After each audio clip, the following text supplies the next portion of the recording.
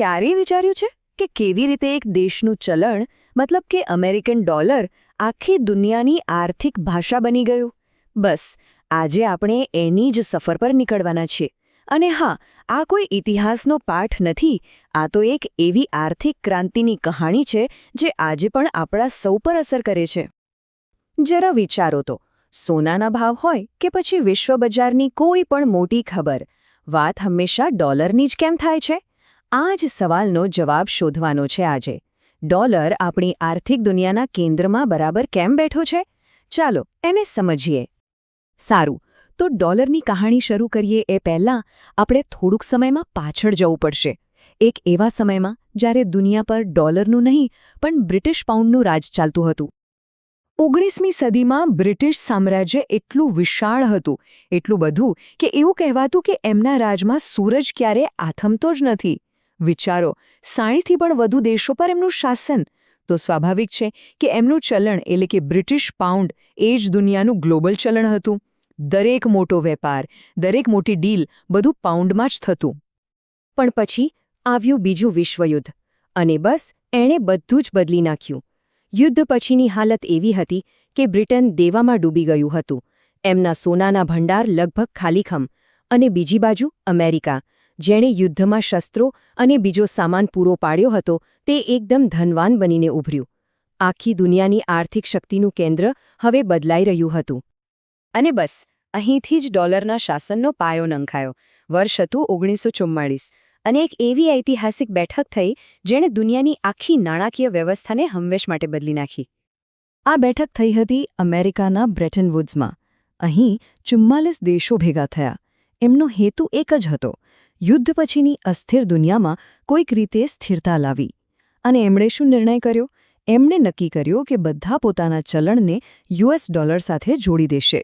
પણ સૌથી મોટો અને મહત્વનો નિર્ણય તો એ હતો કે ખુદ ડોલરને સીધો સોના સાથે બાંધી દેવામાં આવ્યો. આ એ જ જાદુઈ આંકડો હતો જેના પર આખી સિસ્ટમ ઊભી હતી. 1 આઉન્સ સોનાની કિંમત નક્કી થઈ, $35. બસ આનો સીધો મતલબ એ હતો કે ડોલર હવે સોના જેટલો જ સારો, એટલો જ ભરોસાપાત્ર હતો.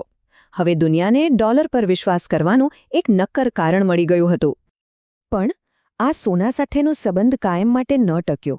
એક સમય એવો આવ્યો જ્યારે ડોલરે પોતાનો આ સોનાનો તાજ ઉતારવો પડ્યો. અને એ એક બહુ મોટી કટોકટી હતી. તો થયું એવું કે 1960ના દાયકામાં અમેરિકાએ વિયેતનામ યુદ્ધ અને બીજી સામાજિક યોજનાઓ પાછળ ખૂબ પૈસા ખર્ચ્યા. હવે આટલા પૈસા લાવવા ક્યાંથી? તો એમણે બસ નોટો છાપવાનું શરૂ કરી દીધું.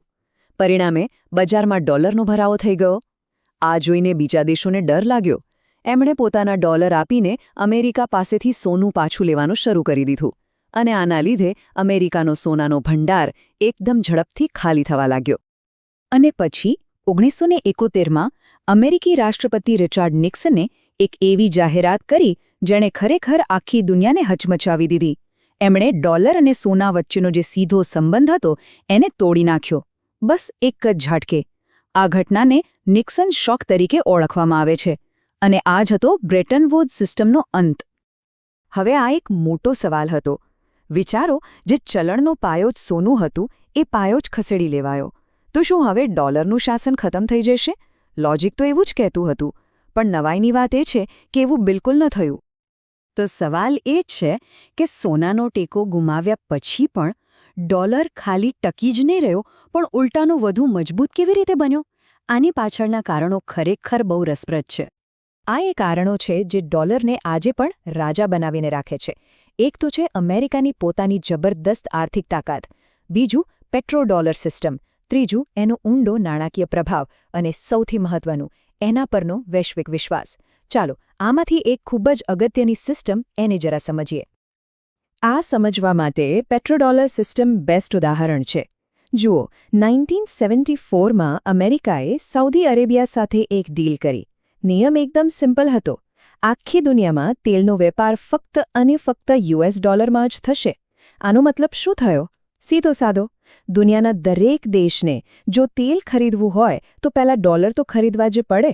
બસ આ એક જ ડીલથી ડોલરની માંગ કાયમ માટે પાક્કી થઈ ગઈ. અને બસ આ જ કારણ છે કે ભારત, ચીન અને જાપાન જેવા મોટા દેશો પણ પોતાનું જે વિદેશી મુદ્રા ભંડાર હોય છે ને એ મોટાભાગે ડોલરમાં જ રાખે છે. કેમ કે જ્યારે પણ દુનિયા પર કોઈ સંકટ આવે ત્યારે ડોલરને જ સૌથી સુરક્ષિત આશરો માનવામાં આવે છે. પણ સવાલ એ છે કે શું ડોલરનું આ રાજ હંમેશા માટે રહેશે? કદાચ નહીં. ભવિષ્યમાં એની સામે કેટલાક ગંભીર પડકારો આવી રહ્યા છે જે એના સિંહાસનને હલાવી શકે છે.